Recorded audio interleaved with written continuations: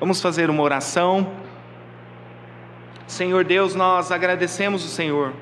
Obrigado porque o Senhor nos enviou o seu Filho amado para nos expor a sua santa promessa, Senhor. Muito obrigado pela vida do reverendo Sebastião, da sua mulher que aqui está. Use, Senhor, o seu vaso para falar conosco. Nós precisamos ouvir a sua voz. Fique à vontade em nosso meio para ministrar as tuas verdades no nosso coração. Verdades essas, Senhor, que certamente transformará as nossas vidas. Nós cremos nisso, Senhor. Faça isso por nós. Tenha misericórdia dessa comunidade. E, Senhor, fala conosco. É o que nós pedimos. Se for da tua vontade, em nome de Jesus. Amém. Amém. Sebastião, fica à vontade, tá bom? É um prazer estar aqui nesta noite, juntamente com os irmãos, neste culto de louvor, de oração ao Senhor. Vamos ler lá em Gênesis, capítulo 12. Então, Gênesis, capítulo 12. Então, os irmãos mesmo assentados podem acompanhar. Então, eu farei a leitura na Almeida Revista Atualizada. Então, Gênesis, capítulo 12. Ora, disse o Senhor a Abrão: sai da tua terra, da tua parentela e da casa de teu pai, e vai para a terra que te mostrarei. De ti farei uma grande nação, e te abençoarei e te engrandecerei o nome. Sê tu uma bênção. Abençoarei os que te abençoarem, e amaldiçoarei os que te amaldiçoarem. Em ti serão benditas todas as famílias da terra. Partiu, pois, Abrão, como lhe ordenara o Senhor, e Ló foi com ele. Tinha Abrão 75 anos quando saiu de Harã. Levou Abrão consigo a Sarai, sua mulher, e a Ló, filho de seu irmão, e todos os bens que haviam adquirido, e as pessoas que lhes acresceram em Harã. Partiram para a terra de Canaã, e lá chegaram. Atravessou Abrão a terra até Siquém, até o carvalho de Moré. Nesse tempo, os cananeus habitavam essa terra. Apareceu o Senhor a Abrão e lhe disse: darei à tua descendência esta terra. Ali edificou Abrão um altar ao Senhor que lhe aparecera.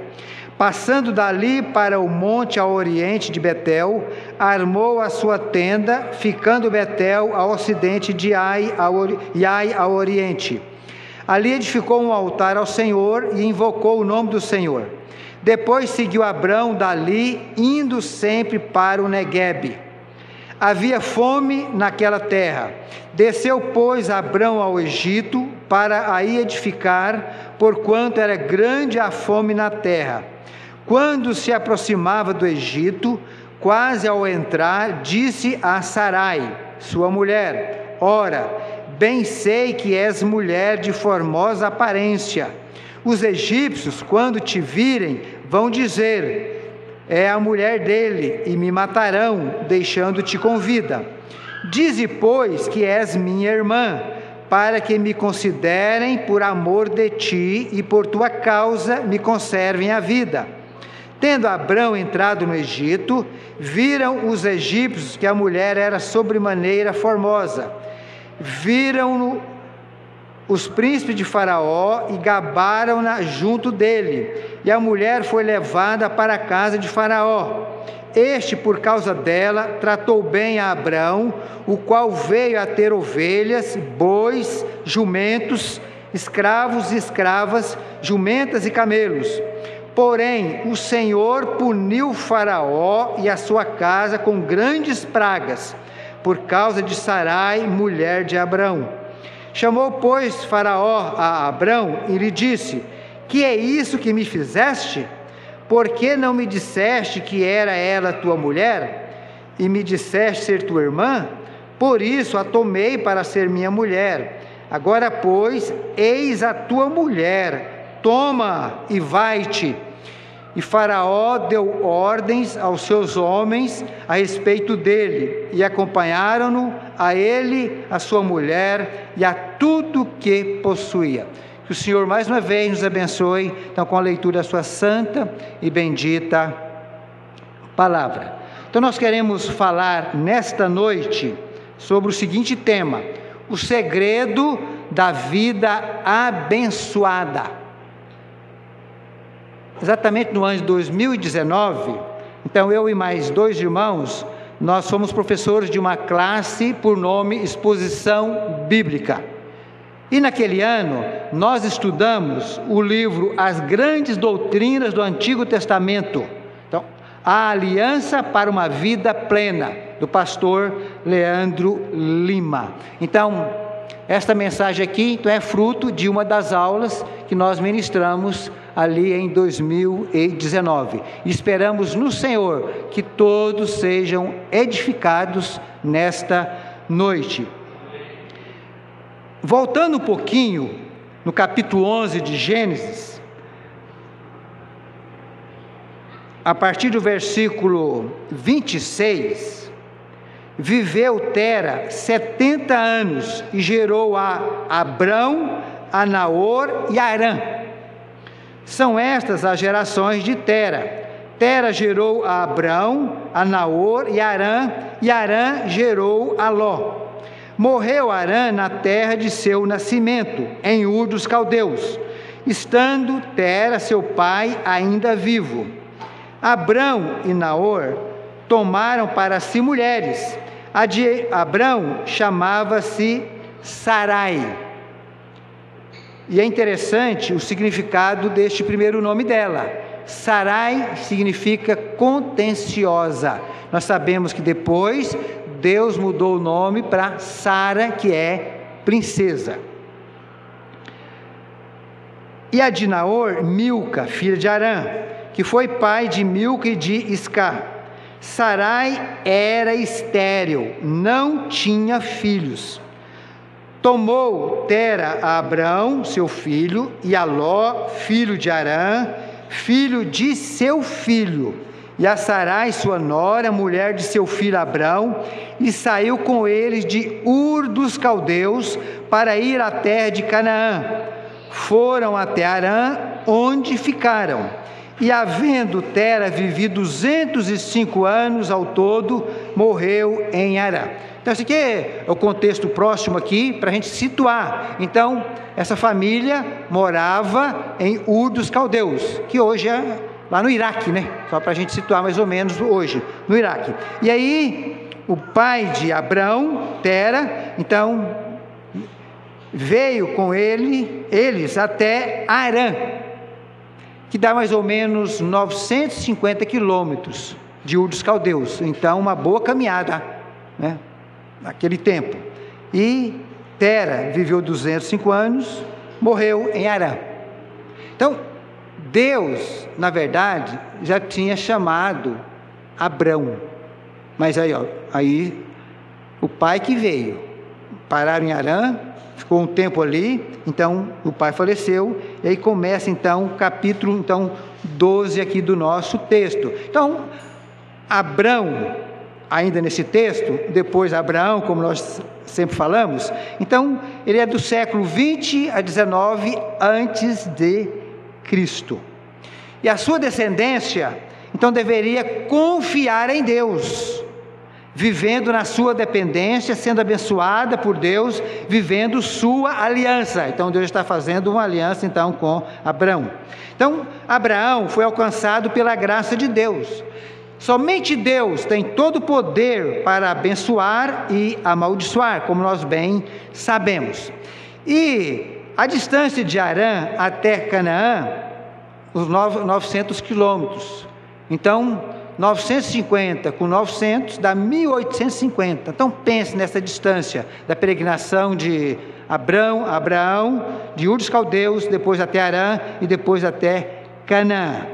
Agora, para que Abraão fosse uma bênção, ou Abrão ainda fosse uma bênção, ele deveria tomar algumas atitudes. Então, nesta noite, nós estaremos falando então, das atitudes que Abraão então deveria tomar. Então já vamos pensando que são atitudes aplicáveis a cada um de nós. Então a primeira atitude que ele deveria tomar é rompendo com o passado de pecado. Essa é a primeira atitude. A segunda atitude, mantendo-se na rota de Deus. A segunda atitude dele. E uma terceira, superando os obstáculos com o olho fixo na eternidade. Então vamos pensar nessas três atitudes, então, que este patriarca, então, ao ser chamado por Deus, então deveria tomar. E já pensando também na aplicação para a minha vida e para a sua vida também.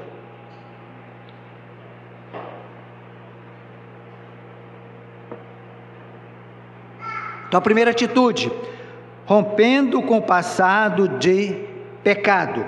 Então voltando para o capítulo 12, ora, disse o Senhor a Abrão: sai da tua terra, da tua parentela e da casa de teu pai, e vai para a terra que te mostrarei. Então está vendo? Então já dá a entender este versículo que ele foi chamado lá em Ur dos Caldeus. Mas o texto é muito claro. Então sai o quê? Da tua terra, depois da tua parentela e depois da casa de teu pai. Claro que bem no comecinho Deus estava trabalhando na vida deste homem e ele precisava aprender muito ainda, mas até Harã o seu pai foi, né? Depois, com a morte do seu pai, então, e aí ele rumou para Canaã. E a ideia aqui, sai sozinho.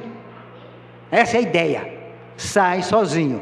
Então ele não foi sozinho, isto é, separar-se, porque Neemias mesmo fala que Deus chamou Abraão de Ur dos Caldeus, está lá em Neemias capítulo 9, versículo 7. Depois Moisés confirma isso em Gênesis 15, versículo 7 também, dessa verdade aqui: sai da tua terra, sai sozinho. Irmãos, a bênção é uma prerrogativa, é um direito de Deus, mas ela não dispensa a obediência. Então vamos pensar nisso também, porque o que as pessoas mais querem ouvir é sobre a bênção de Deus, e todos nós gostamos e queremos sobre a bênção de Deus, mas Deus não dispensa a obediência. Isso está muito claro aqui neste texto também, e muitos outros lugares da palavra de Deus. Então devemos pensar nisso. A bênção é um direito, é uma prerrogativa de Deus, mas Deus não nos isenta da obediência. Então, obediência ao chamado dele. Os versos 2 e 3: de ti farei uma grande nação, olha só, uma grande nação, e te abençoarei, e te engrandecerei o nome, se tu uma bênção. Nós sabemos que quando Deus criou o mundo, Ele criou o primeiro casal, e este casal deveria ser uma bênção, mas houve a queda, o pecado entrou no mundo, e agora Deus depois chama este homem, e faz uma promessa, faz uma aliança com ele, e fala: olha, você vai ser uma bênção, você foi chamado, é chamado para ser uma bênção. Então faça isso, eu vou engrandecer o seu nome, se tu uma bênção. Abençoarei os que te abençoarem, e amaldiçoarei os que te amaldiçoarem. Então o texto é muito claro. Então Deus vai abençoar aqueles que abençoam Abraão. Então aqui é uma lição para nós. Eu aprendi isso desde moço. Então olhar para Israel de uma maneira muito especial, mesmo uma nação como vive hoje, mas foi uma nação escolhida por Deus para trazer a salvação a nós, para trazer a sua palavra. Então nós temos que ser amigos de Israel. E agora quem amaldiçoar será amaldiçoado por Deus também. Depois ele continua: se tu uma bênção, e em ti serão benditas todas as famílias da terra. Então ele abençoaria todas as famílias da terra, e já tem feito isso na pessoa então de Jesus Cristo, mas ele foi chamado então para isso. Agora, No versículo 4, partiu, pois, Abrão, como lhe ordenara o Senhor, e Ló foi com ele. Nós vimos na leitura lá do capítulo 11, que o pai de Ló, Harã, havia morrido. Então, como que Abrão adotou o seu sobrinho? E trouxe, então, consigo. Mas a ordem lá, sai da tua parentela, da tua terra, da tua parentela e da casa dos teus pais, teu pai. E agora Ló, então, vai com ele. Mas no capítulo 13, depois do que aconteceu lá no Egito, eles saem do Egito, e aí, no capítulo 13, nós lemos que, então, Abraão já era rico quando saiu de Harã. Agora, depois do Egito, ficou mais rico ainda, e Ló também. E aí o que aconteceu? Houve uma contenda entre os pastores de Abrão e Ló. E esse patriarca, já uma certa idade, mais experiente do que o seu sobrinho, falou: isso não está certo, não deve haver contenda, inimizade entre nós, nós somos parentes. Mas então a decisão dele: olha, então você vai escolher, se você for para a direita, eu vou para a esquerda, se você for para o norte, eu vou para o sul. E aí Ló olhou as campinas do Jordão, o Vale do Jordão, uma terra fértil, e ele, então escolheu lá, as campinas do Jordão, e Abraão então foi para cá. Está vendo? Como ele nos separou antes, agora teve um motivo, né? Tudo é providência de Deus, foi providência de Deus, uma coisa que ele deveria ter feito anteriormente, então ele não fez, então não iria dar certo, a terra não comportava os dois, era muita gente de um lado e muita gente do outro, então houve a separação, então, de Abrão e Ló, então já lá no capítulo 13. Agora, romper com um passado é muito difícil. Eu estou dizendo aqui de um passado sombrio, de um passado cheio de pecado, precisa ser rompido sim. Agora, um passado que nós lembramos e podemos agradecer a Deus, louvar a Deus, porque Ele cuidou de nós lá atrás, aí sim, mas é de um passado de pecado. Tem que romper com o pecado. Tem muitas pessoas que mesmo dentro da igreja, elas trazem consigo muitas lembranças ruins, muitas mágoas do passado e não conseguem lidar com isso. Isso é um entrave para o crescimento espiritual e até da igreja. Então tem que haver esse rompimento radical mesmo com o passado, para que Deus abençoe. Para uma vida abençoada precisa desse rompimento então com o passado de pecado. E a palavra de Deus é muito clara. Muito clara.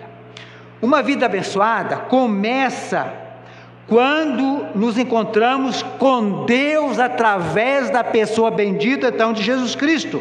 Então Ele nos chama, nós deixamos tudo, deixamos aquilo que ficou para trás para segui-lo. Lá em 2 Coríntios 5,17 o texto é muito claro: e assim, se alguém está em Cristo, é nova criatura. Então as coisas antigas ficaram para trás, agora é tudo novo. Então nós precisamos lembrar também desta verdade. Todos nós carregamos um passado, mas se é um passado de pecado, um passado que não honra a Deus, um passado que nos impede a ter uma vida cristã vitoriosa, precisamos romper e deixar para trás. Eu tenho um pastor amigo, nós fomos contemporâneos, ele tem uma expressão mais ou menos assim, tem gente que gosta de tirar defunto da cova, né? Para que isso? Ficar lembrando de certas coisas, né? De certas encrencas lá de trás, para quê? Se Deus perdoou e esqueceu, o que a gente tem que ficar lembrando dessas coisas? Então tem certas coisas que devem ficar para trás mesmo, em relação a isso aqui, rompendo com o passado de pecado. E Jesus, lá em Lucas 9,62, ninguém que tendo posto a mão no arado, olha para trás, é apto para o reino de Deus. Então devemos olhar para frente, é o que nos ensina então a palavra de Deus. Deus conduziria Abraão, então ele devia confiar e ser guiado pelo caminho, deveria viver então na completa dependência de Deus. Então, romper com o passado e viver na dependência, então, do Senhor. Essa foi a primeira atitude, essa é a primeira atitude nossa também. E uma segunda atitude que Abraão deveria tomar, mantendo-se na rota de Deus. E aqui no versículo 5, levou Abraão consigo a Sarai, sua mulher, e a Ló, filho de seu irmão, e todos os bens que haviam adquirido, e as pessoas que lhe acresceram em Harã. Partiram para a terra de Canaã e lá chegaram. Então eles partiram e lá chegaram. E o versículo 6: atravessou Abrão a terra de Siquém até ao carvalho de Moré. Nesse tempo os cananeus habitavam essa terra, eles eram chamados de cananeus. 7: apareceu o Senhor a Abrão e lhe disse: darei à tua descendência esta terra. Ali edificou Abrão um altar ao Senhor que lhe aparecera. Então, uma demonstração clara: essa terra pertence ao Senhor, essa terra é minha, eu a dou a quem quiser. Então, ele que criou. Então, era uma demonstração muito clara, aquele povo ali, que aquela terra pertencia ao Senhor. E ele fez aliança com Abraão, e ele daria a sua, então, descendência.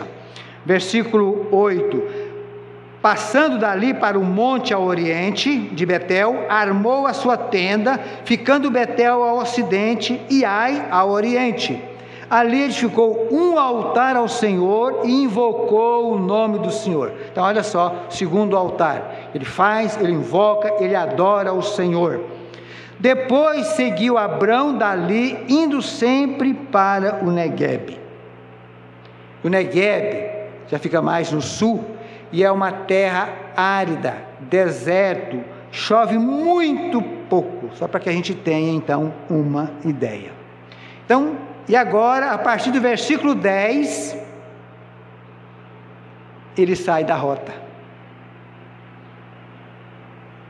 Ele vai para o Egito, a partir do versículo 10. Olha: havia fome naquela terra. Desceu, pois, Abrão ao Egito, para aí ficar, porquanto era grande a fome na terra. Quando vem a fome, as pessoas no desespero, por vezes, tomam decisões erradas, né?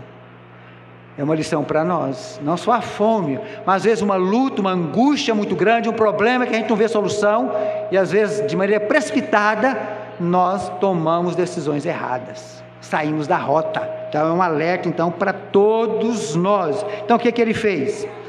Quando se aproximava do Egito, quase ao entrar, disse a Sarai, sua mulher: ora, bem sei que és mulher de formosa aparência. Então olha como Deus precisava ainda trabalhar na vida dele, né? E chega até a sua mulher e reconhece a sua beleza, e aí o argumento dele, ó: os egípcios, quando te virem, vão dizer, é a mulher dele, e me matarão, deixando-te com vida. Olha só, a proposta que ele fez para sua esposa: então você é muito linda, e eles vão me matar por causa de você.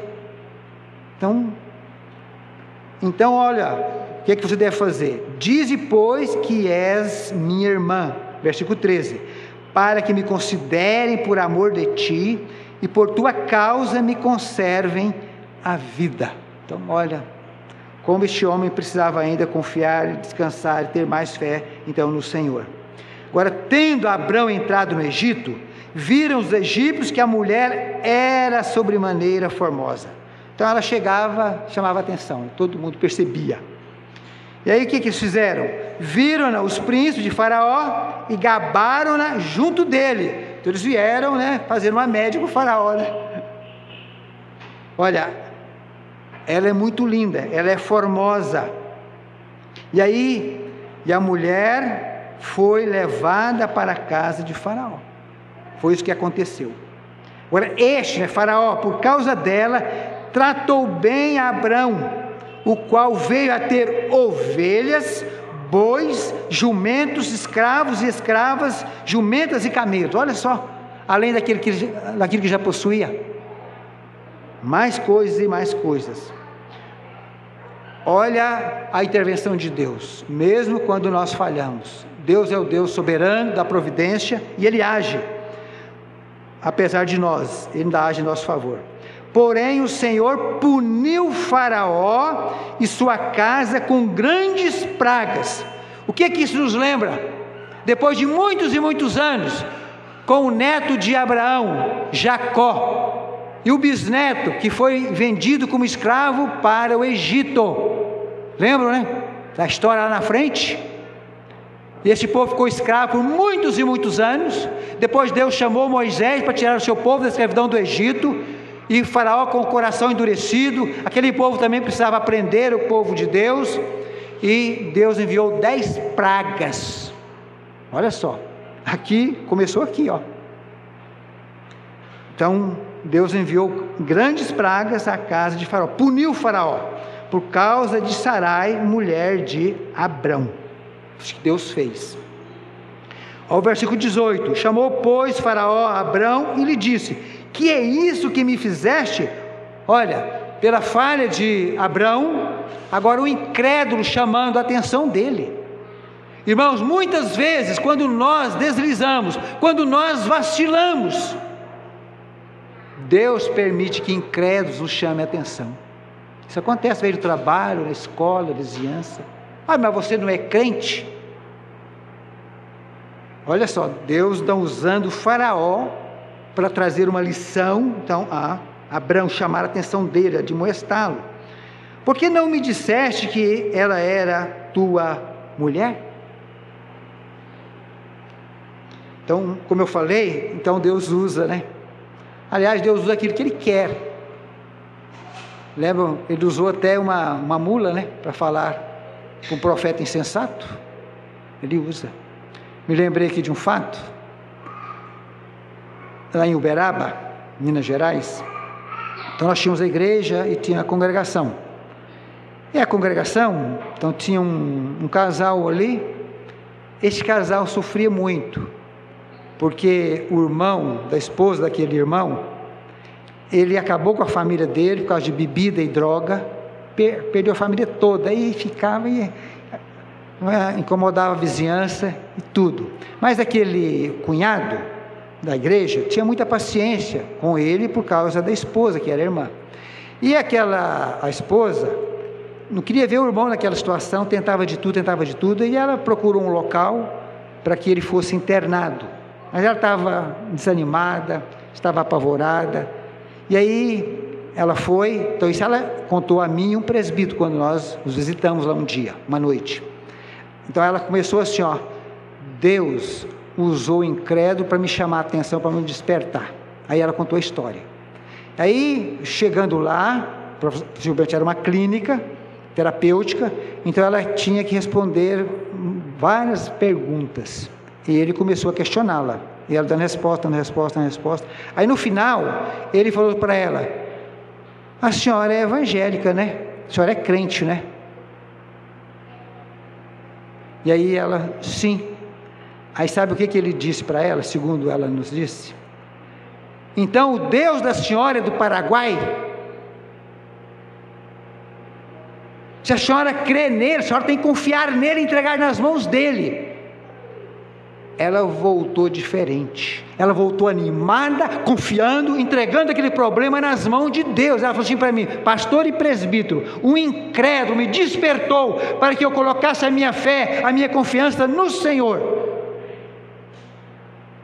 Tem problema que a gente não tem solução, tem que descansar no Senhor, confiar nele. E às vezes Deus usa, né? E nos envergonha também, né? Mas Ele sabe todas as coisas. Então, foi isso que aconteceu aqui, então, com Abrão. Aí o versículo 19, e me disseste ser tua irmã, por isso a tomei para ser minha mulher. Agora, pois, eis a tua mulher, toma e vai-te. Então, segundo estudiosos, então Deus não permitiu que Faraó coabitasse com Sarai, fosse sua mulher.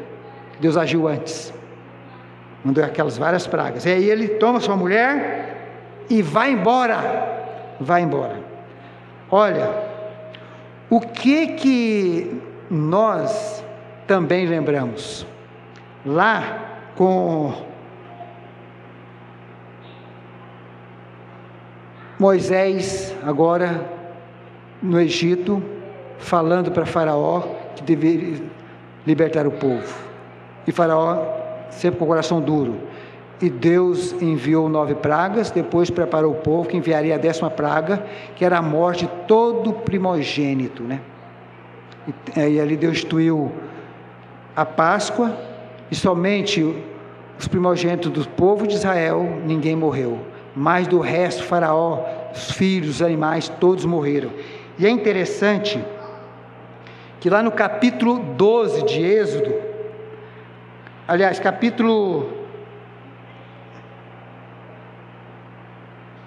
12 de Êxodo, quando aconteceu a morte dos primogênitos, versículo 29, aconteceu que à meia-noite feriu o Senhor todos os primogênitos na terra do Egito, desde o primogênito de Faraó, que se assentava no seu trono, até o primogênito do cativo, que estava na enxovia, e todos os primogênitos dos animais. Levantou-se Faraó de noite, ele, todos os seus oficiais e todos os egípcios, e fez grande clamor no Egito, pois não havia casa em que não houvesse morto. Então, naquela mesma noite, Faraó chamou a Moisés e Arão e lhe disse: levantai-vos, sai do meio do meu povo, tanto vós como os filhos de Israel, ide servir ao Senhor como tendes dito. Então, irmãos, este episódio aqui com Abrão, quando o Faraó manda que ele tomasse a sua mulher e saísse, então já prefigurava o êxodo, já apontava para o êxodo. Então isso que aconteceu lá com Abrão. E aí no versículo 20, voltando para Gênesis 12, e Faraó deu ordens aos seus homens a respeito dele, e acompanharam-no a ele e sua mulher e tudo o que possuía. Agora voltando aqui para o Êxodo 12, versículo 32, levai também convosco vossas ovelhas e vosso gado, como tendes dito, ide-vos embora e abençoai-me também a mim. E aí, os egípcios apertavam com o povo, apressando-se a lançá-los fora da terra, pois diziam: todos morreremos. Então, havia pressa, como houve pressa na época de Abrão, que Abrão saísse o mais rápido possível, com sua mulher e todo o seu bando. E aqui, muitos anos depois, muitos, então, os próprios egípcios apertavam o povo: vão logo, saiam logo. Então, e eles então saíram. E no versículo 36, e o Senhor fez que seu povo encontrasse favor da parte dos egípcios, de maneira que estes lhes davam o que pediam, e despojaram os egípcios. Então eles não saíram com as mãos vazias, Deus disse isso. E aqui Abraão também saiu com riqueza, apesar da sua falha, da sua mentira, mas Deus então fez isso. Então, essa ida para ele, para Egito, dele e a sua esposa e Ló, trouxeram muitos e muitos problemas. Mas Deus estava trabalhando na vida deste homem, Deus o havia chamado. Irmãos, Deus também não precisa trabalhar na nossa vida, Deus não precisa controlar a nossa vida, precisa. Se Deus não controlar a nossa vida, a tendência nossa é sair da rota. Então nós precisamos ficar na rota, precisamos aprender a andar com Deus, na rota de Deus, no caminho de Deus, na direção de Deus. Então Deus traça a rota, Deus traça o caminho, Ele é Senhor, Ele que sabe todas as coisas. Lá em Provérbios, no capítulo 16, olha os versos 1 e 2. O coração do homem pode fazer planos, mas a resposta certa dos lábios vem do Senhor. Não é errado que nós planejemos, não, mas a resposta certa vem dEle. Temos que saber esperar. Todos os caminhos do homem são puros aos seus olhos, mas o Senhor pesa o espírito. O coração do homem traça seu caminho, mas o Senhor lhe dirige os passos. Então, como eu falei, não é errado você planejar, não, mas esteja submisso à vontade de Deus. Senhor, eu estou pensando nisso, é da tua vontade? Me oriente, por favor, não me deixe tomar uma decisão precipitada, uma escolha errada. Eu quero seguir o teu caminho, eu quero seguir a direção do Senhor, eu quero seguir a tua rota, porque é um perigo muito grande sairmos da rota de Deus. Em Cristo, seguimos o caminho, em Cristo. O verdadeiro cristão é seguidor do Cordeiro. Apocalipse 14:4, são eles seguidores do Cordeiro. Então aquele que creu em Cristo Jesus é seguidor dele. Então, se nós somos seguidores, temos que andar no seu caminho. Esta é uma verdade muito clara e por vezes nós vacilamos. Então, a segunda atitude, mantendo-se na rota de Deus. Essa é uma atitude minha e sua também. Mantenha-se na rota de Deus. Não sai do caminho do Senhor. Jamais. Fique firme. E uma terceira e última atitude,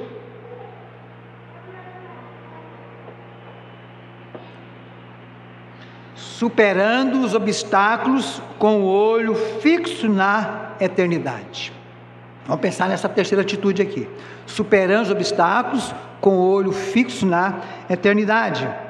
Abraão não estaria isento de sofrimento e dificuldades. Nós sabemos disso na sua peregrinação. E nós não estamos também isentos. Há sofrimento todos os dias, há lutas todos os dias, há dificuldades todos os dias, enfrentamos problemas todos os dias.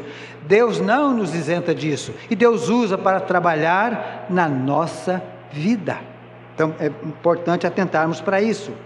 Mesmo sendo guiado e abençoado por Deus, não significa que estaremos livres das dificuldades ao longo do caminho. Então, este é o cristianismo verdadeiro, essa é a mensagem do Evangelho. O Evangelho não engana ninguém. Seguir Jesus é a melhor coisa deste mundo, mas seguir Jesus, enfrentaremos obstáculos, enfrentaremos dificuldades, mas é o caminho seguro para a eternidade, é seguir Jesus Cristo. Então nós precisamos pregar este Evangelho, não iludir as pessoas.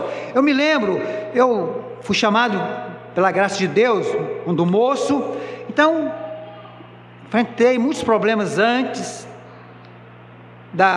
do meu encontro pessoal com Jesus Cristo, e no começo da minha vida cristã, agora a minha vida pertence a Jesus, agora tudo vai dar certo. Eu tinha terminado um curso técnico, estava pleiteando, correndo atrás de emprego, mandando currículo e tudo. Eu pensava, não, agora logo vou arrumar emprego, agora acho que eu não vou ter mais problema não. Naquele comecinho, não tinha maturidade, não tinha conhecimento das Escrituras ainda, mas depois fui vendo que não é bem assim. Jesus prometeu que estaria conosco, até a consumação do século. No mundo tereis aflições. Então isso está muito claro no Evangelho, mas Ele está conosco.